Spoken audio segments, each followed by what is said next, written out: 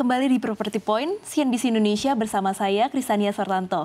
Dan kita akan lanjutkan dialog kita bersama Menteri Perumahan dan Kawasan Permukiman Marwarar Sirait, Sekretaris Jenderal Perumahan dan Kawasan Permukiman Didik Khoirul, dan Komisioner BP Tapera Hendru Pudio Nugroho. Saya ke Pak Heru terlebih dahulu, Pak.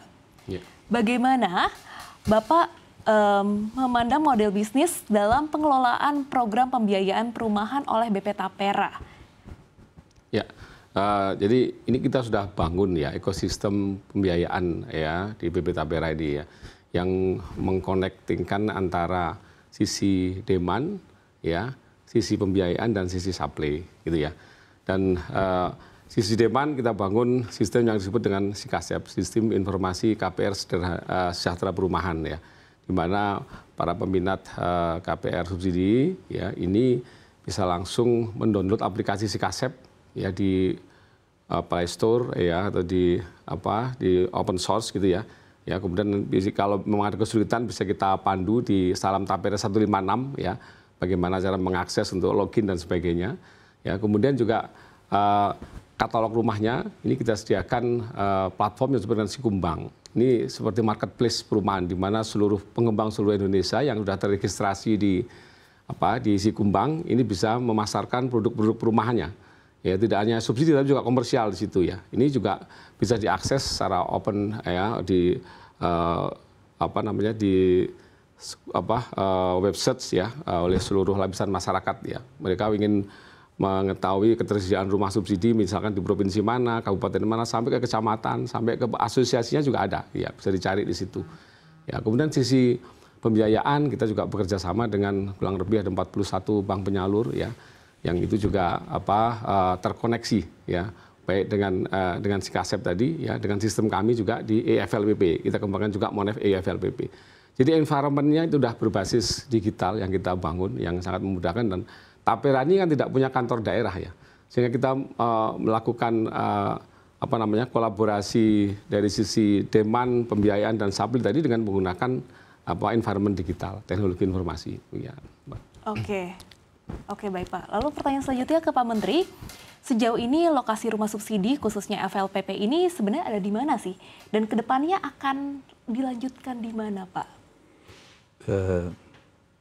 Ini kan udah kasih contoh kemarin bagaimana Pak Presiden bisa dialog dengan warga negara Indonesia, masyarakat kita yang berpenghasilan rendah.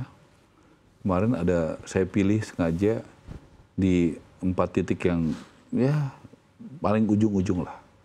Ada di Aceh, kan beliau berkomunikasi kan, kemudian di Papua, kemudian di Maluku Utara, sama di NTT.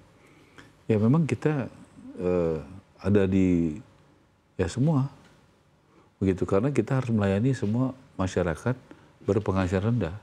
Makanya kita terus dorong pengembangnya ada di semua daerah ya, sehingga bisa mengakomodir untuk kalau ada yang mau gitu. Jadi saya rasa kemarin itu 100 titik, ada 33 provinsi ya Pak ya? Betul Pak. 33 provinsi. Mudah-mudahan nanti yang Desember kita bisa tingkatkan lagi, ya. Karena dari 25.000 jadi 26.000, nanti Desember kita ya berjuang ya, berusaha ya, semua kompak 50.000 ya, Pak Heru, Pak Sekjen ya. Nah itu pasti persiapannya lebih baik lagi lah dan lebih matang lagi, termasuk di Sumatera Utara. Besok kita ke Sumatera Utara, besok udah berangkat, dan kita juga dorong, habis itu kita ke Jawa Timur, Kalimantan Barat, mana lagi ya, kalau tidak salah ada rencana ke Maluku, Jawa Tengah ya, tidak salah ada Sumatera Barat juga ya. Nah, jadi kita memang mesti ini kasih semangat dan penyerapan tadi, dan menyinergikan antara pemerintah pusat, provinsi, kabupaten kota, pengembang, perbankan, dan masyarakat konsumen itu sendiri. Jadi pengembang juga penting sekali, perbankan penting sekali, kemudian rakyatnya juga sangat penting sekali, dan pemerintahnya tadi yang mengeluarkan regulasi. Dan kadang terus terang masih kurang sinkron di lapangannya, jadi kita mesti ajak dialog baik-baik ajak ngobrol untuk supaya masalah-masalah bisa diselesaikan ya di lapangan. Saya pikir aturan juga mesti dengan pendekatan yang baik lah, ajak ngobrol, komunikasi yang baik. Banyak kok masalah tuh bisa dengan cara ya musyawarah, bisa mufakat, cari solusi bisa kita selesaikan dengan cara-cara begitu. Oke.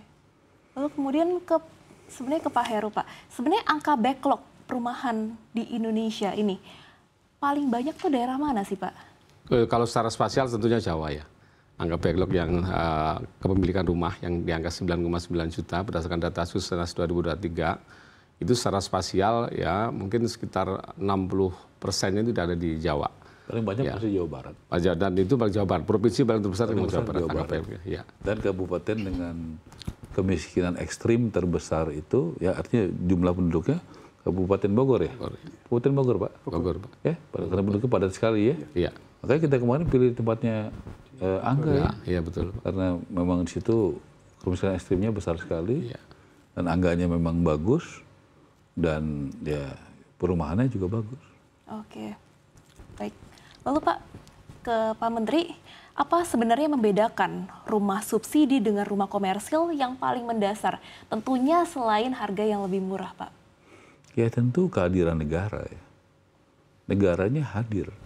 Negaranya memberikan bunga yang murah. 5% tuh murah. Tuh, diintervensi oleh negara, dibantu, disubsidi oleh negara. Negara sekarang Presiden Prabowo memberikan BPHTB diintervensi, dibuat gratis. Yang tadinya bayar. Itu yang membedakan. Yang membedakan juga biaya untuk persetujuan bangunan gedung PBG yang tadinya bayar jadi gratis. Tentu keberpihakan itu sangat penting dan harus ditunjukkan bahwa negara hadir. Kemudian juga rumah subsidi bedanya dia harus dibangun dulu oleh pengembang dan dipilih oleh konsumen, oleh rakyat. Jadi dia pilih, dia foto masuk ke Sikumbang tadi ya, Pak Heru ya. Sesudah dia foto, dia pilih. Nah, kita edukasi rakyat kita supaya memilih dengan benar. Bagaimana memilih rumahnya, ya, bagaimana ketinggiannya supaya nggak terlalu panas, temboknya jangan retak-retak, lantainya juga, airnya juga bagus, ya, pintu. Kita edukasi rakyat itu.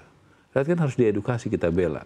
Kemudian di luar lingkungannya, jalannya bagaimana, jangan banjir, bagaimana pengelolaan sampahnya, ya, bagaimana penghijauannya, bagaimana keamanannya. Jadi jangan hanya lihat rumah, tapi pemukiman. Jadi itu harus diedukasi rakyatnya. Dia mesti lihat utuh. Dan mereka kan memilih, datang, hadir, memilih. Lihat rumahnya dari luar, dari dalam, dan lihat lingkungannya. Jalan di luar kompleksnya bagaimana, di luar itu ya. Kan mesti lihat jauh nggak dari pasar, dari sekolah, dari rumah sakit. Kan itu penting sekali. Sekolah buat anak-anaknya, rumah sakit kalau ada yang sakit, pasar, ya kan, tempat ibadah. Kalau rumah subsidi di atas 2.000 rumah, rata-rata ada rumah ibadahnya ya. Ya. Kalau di atas rata-rata ada supaya fasum. Ya, fasum. Jadi juga itu penting. Kita kan harus rakyat itu diservis gitu loh. Artinya diurus ya, dibelain gitu loh, dengan konkret. Ya, diedukasi, jangan tidak diedukasi gitu. Harus menjadi pembeli yang cermat gitu. Ya, kita sampaikan. Gitu. Nah, ini kan ada juga kesempatan ya buat banyak pengusaha-pengusaha rumah subsidi yang maju, yang sukses seperti Angga dan Wawan. Doain mudah-mudahan 1-2 tahun lagi kita bisa menumbuhkan lebih banyak Angga dan Wawan lagi. Amin Pak, semoga bisa menemukan lebih banyak pengembang-pengembang yang berkualitas begitu ya. Menemukan dan dididik, dikader, ya. Kita nggak bisa didiknya kan juga harus benar-benar dengan hati, profesional, dengan tanggung jawab, disiplin, ya, berkualitas. Karakter itu penting banget sama value. Karena ini kan membangun tanggung jawab. Rumah itu kan tanggung jawab dia. Oke, baik Pak. Mantap sekali jawabannya. Tapi pemirsa, kami masih punya satu segmen terakhir untuk dialog spesial ini. Jadi jangan kemana-mana, tetap di Property Point CNBC Indonesia.